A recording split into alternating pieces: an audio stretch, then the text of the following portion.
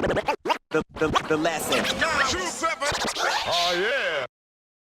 Because the Jays has now been so supportive of local hip hop, and whether the perception that in order to get spin on the Jays, you have to sound like something.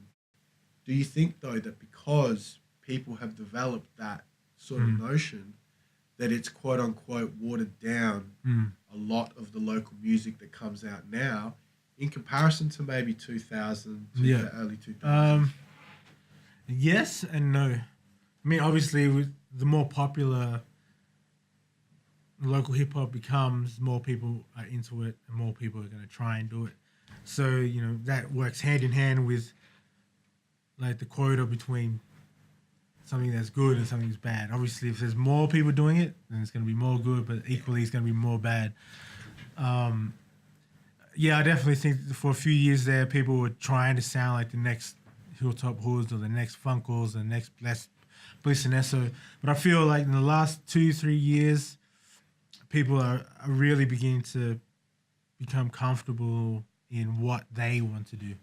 You know what I mean? And not feel like, oh shit, I better sound like Delta or Tram or else no one's going to listen. Or I'm going to have to sound like, you know, Suffer if I want to get that mainstream love.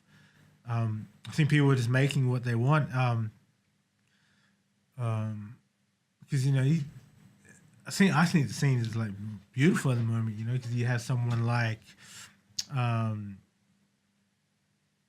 Gecko and Flu and all those guys, Craig Cartel, making this sort of, I mean, it's kind of cliche, we're underground, but it's still very exciting. It's not just your typical backpacker kind of hip hop, but then you have people, you know, like Remy that are kind of touching mainstream, and it's different sound. Everyone's just doing what they do. It's not just the one scene anymore. You know, they have different pockets.